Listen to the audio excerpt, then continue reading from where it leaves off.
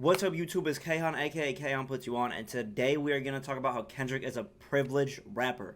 And that's right, Kendrick Lamar. K. Lamar, K. Dot, the Compton Cowboy. We're going to talk about how he's a privileged rapper. He's in a privileged place in rap. And we're going to get into this. This isn't clickbait. This isn't like la-di-da-di-da, happy fun time. We're talking about real issues, real art, man. So you may be wondering, what do I mean that Kendrick's in a privileged place in rap?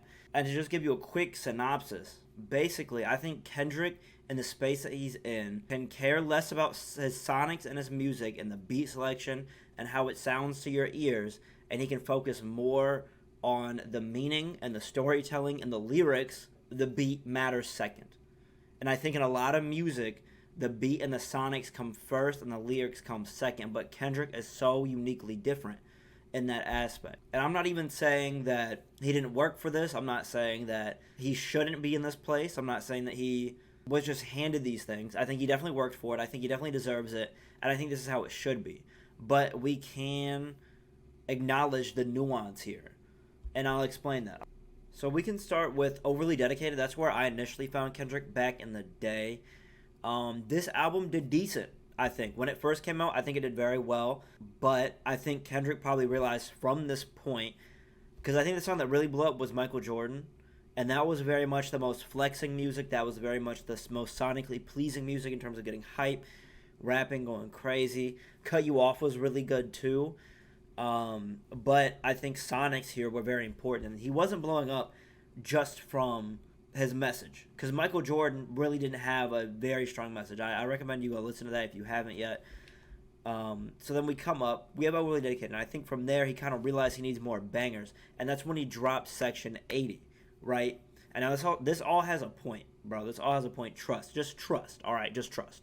But Section 80, this album I will say has most bangers. It has the most bangers out of anything. Hold Up is a banger. ADHD is a banger. Rigor Mortis is a banger. Blow My High is like a chill smoke banger. And I'm not saying this album did not have meaning behind it. I think it told a story as well. But I think for Michael Jordan, Cut You Off, Kendrick kind of realized what route that he had to go in order to see more popularity and things like that. So boom, we have Section 80.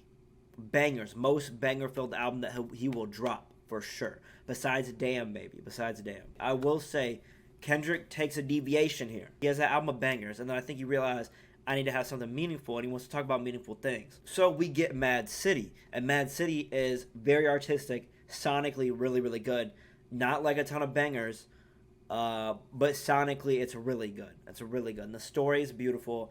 But I wouldn't say this is his most meaningful album. I don't think this is his most meaningful. And then boom, right after Good Kid, Mad City, we hit To Pimp a Butterfly. This had the most meaning, but sonically was not his strongest. I think Mad City at this point, when this first dropped, was still strong. It didn't have the best beats, the best mixing. I think Mad City was better. That's my opinion, though. I think that can be debated. But To Pimp a Butterfly had the most meaning, which is why when he drops Damn, and I would say this ends up becoming his most banger-filled album. Sonically, I think this was the best, but out of all of his albums, I think this had the least amount of meaning and cohesiveness. Told the story still and was really, really good. And then we have Mr. Morale and the Big Steppers, and this is when I realized that Kendrick is in his privileged era. Mr. Morale, I think sonically is not the most banger-filled album. I don't think it could be played in any club. I don't think it can be played in any public setting, really. But it has the most meaning to me. I think he opened up fully about himself. Like, I think Good Kid was like his younger self. Section 80 was also his younger self. To Pimp a Butterfly was about the state of the world, that told the story of the world. Damn didn't really tell a story.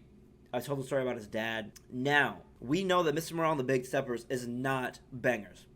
We know that. I don't even need to get into that. You've heard it. And I think because Kendrick was able to do so well successfully, he sold so many records. It was renowned. People really liked it. Initially, people were like iffy on it, but now I think people are coming around and really liking it. Opened up emotionally. And I'm not saying that sonically there's nothing here, but he doesn't need to rely on like pop hits. Like, I think he doesn't even need to rely on choruses, really. It feels almost like he doesn't need that. He has it occasionally. He does have it in this album, but I don't think he needs it.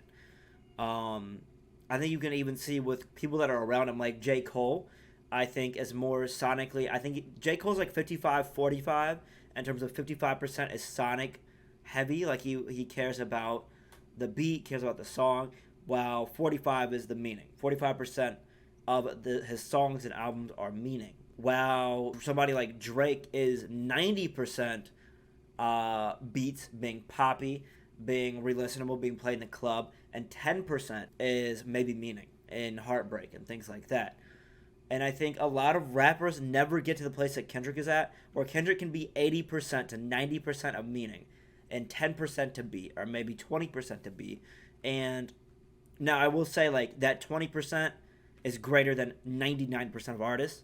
Like, that 20% of beats and things like that are better than almost everybody. Easily. Not even a question. That's not even what I'm debating. But he doesn't need to focus on that because of the place that he's in rap, where he's looked at, and I think there's a few reasons why he's looked at as this highly in rap. I think there is a reason why he's in this privileged state, and I think one of those reasons is because people in hip-hop look at him to be the voice of reason, to be this super deep rapper, this conscious rapper. And a lot of people did not get that chance. I think Drake never got that chance to be looked at that way, and that was probably not his focus. I think J. Cole was also given this crown, but I think Kendrick, in my opinion, is just a better artist in terms of how he structures his messages, how he delivers his messages. I think Kendrick does better, so J. Cole has to focus on Sonic as well, or else you see something like his last, I think maybe 2 albums ago, and then you get something like KOD, which I think sonically was not that good. But the meaning, there was a lot of meaning and a lot of messages there. But Kendrick delivers that in such a unique way. And I think that's why he's in this privileged place, because people are able to look at him and be like, oh, when he's going to speak on a topic, he's going to speak on it. He's going to get to the root of it. He's going to explain why it's like this, why he feels this way, and what the outcome of that is. And you see that in Tip and Butterfly, and how these racial issues affect everyone, and how we're going to be all right. Or yeah, he just speaks on it from a very nuanced point. And I think a lot of rappers aren't able to do that. Again, that's another reason Kendrick's in this privileged place, is that he's a rapper that can get to the root of the issue, speak on this nuanced topic with many different views. I think even with a song like Auntie Diaries, where maybe he didn't present it in the best way, I will say. I don't think he presented that in the best way. But no other rapper has really spoke on that, especially at his level, and especially with where he's from, Compton. Or we have something like We Cry Together, where he speaks on like relationship issues, domestic abuse. And he does it in this unique way that I think sonically most people would not be for. There's no hook. It's them screaming. It's not really even a song. There's this crazy piano happening in the background that's like almost disorienting, and it's almost like a play. But no one ridiculed Kendrick for dropping that. Had another artist dropped it and been a little bit different, I think it's a different story. I don't think it's accepted though the same way. And Kendrick is able to express his artistry to the fullest extent, and people give him more leeway, more like benefit of the doubt, because he's done so well in his past, which is why I think Kendrick deserves this. And I think Kendrick's just a unique artist that when he does these things, we are going into the song being like, oh, we'll have to think critically when we listen to Kendrick. I think with Mr. Morale and the Big Steppers, this is not something that you put on lightly or you put on in the background, really. I think you have to be very conscious about going to it. And I think that's the big thing, is that Kendrick is conscious. He's conscious of everything that he's talking about. He's nuanced. He's thought deeply about these topics. He's probably rewritten a lot of these songs. I don't think we have any other artists like that. I think Tupac came close. I think Tupac was very close, but Tupac sonically was not that crazy. Like, I think he also still had to care about it sonically before he could care about the meaning. And I think Biggie, he's an example of someone who had meaning in his songs, but sonically that was his focus, and that's what he chose. And his beats were really good and things like that, and he had good hooks. I genuinely can't think of another artist that's in this position. But, again, I want to reiterate that I think Kendrick should be in this position. I think he deserves it.